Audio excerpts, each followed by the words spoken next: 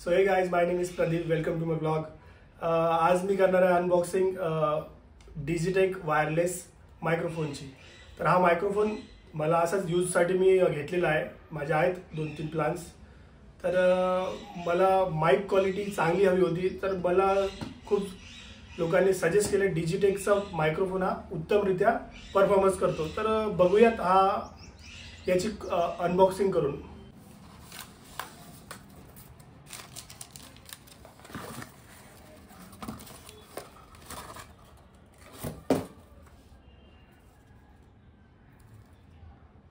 So let's go, करूया त्याची unboxing.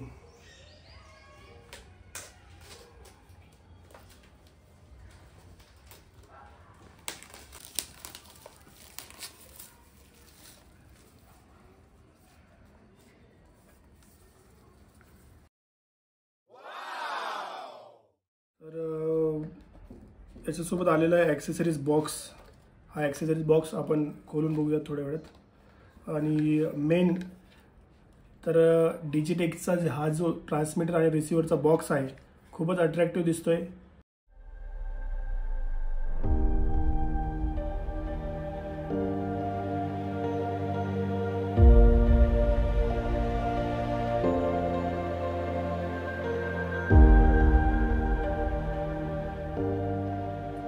Transmitter आणि 2 रिसिव्हर याच्यामध्ये आलेले आहेत. तर याचा परफॉर्मन्स कसा आहे आपण थोड्या वेळात बघूया. ठीक आहे.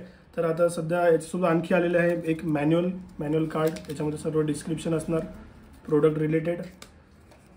आणि बघूयात ॲक्सेसरीज बॉक्समध्ये काय आहे. तर आता हा आहे TRS केबल जो कॅमेराला कनेक्ट करू शकेल. हे आहेत 2 विंड वायझर्स. जर आउटडोअर शूट असेल तर विंड जसं प्रेशर असते, जे स्पीड वगैरे असतं त्याच्यामुळे नॉईज कॅन्सलेशनचं काम हे विंड वायझर्स करतात. चार्जिंग केबल ही आहे C टाईप कनेक्टर.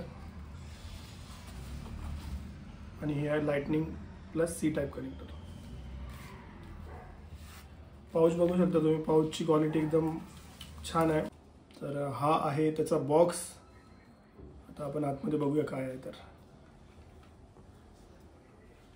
हे आहे ट्रान्समीटर आणि हे 2 आहेत रिसिव्हर म्हणजे इन शॉर्ट हे 2 माईक असतील आणि एक ट्रान्समीटर. हे माईक येतात मॅग्नेटिक अटॅचमेंट सोबत. तर बघू शकता तुम्ही मॅग्नेट हे चांगल्याच क्वालिटीचं आहे. तर आता आपण करूयात याची टेस्ट. आउटडोअरला जाऊन याचा आवाज कसा येतो. जसं तुम्ही बघू शकता आता आयफोननी शूट होत आहे. तर आयफोनचा आवाज आणि डिजिटेकच्या माईकचा आवाज आता आपण कम्पेअर करणार आहे इनडोअर अँड आउटडोअर. सो चला बघूया. तर आता मी जातो जिमला आणि तिथेच आपण आउटडोअर टेस्ट करूयात. तर मित्रांनो, आता आपण करणार आहेत मायक्रोफोनची आउटडोअर टेस्ट. आता मी जिमला निघालेलो आहे. तर बघूयात सिटी नॉईस रिडक्शन कसं आहे आणि आउटडोअर माईक कसा परफॉर्म करतो. तर सो लेट्स गो.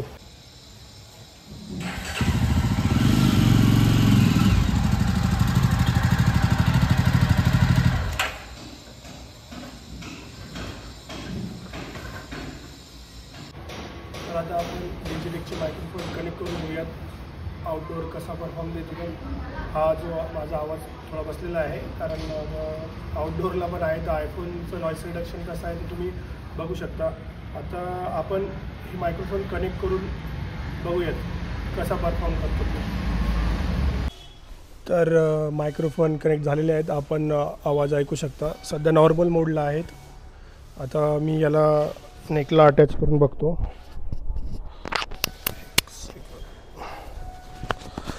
सो हे कम्फर्टेबल आहे माझ्यासाठी तरी. आता बघूया आपण आता याचा आवाज कसा येतो आहे तुम्ही मला सांगा.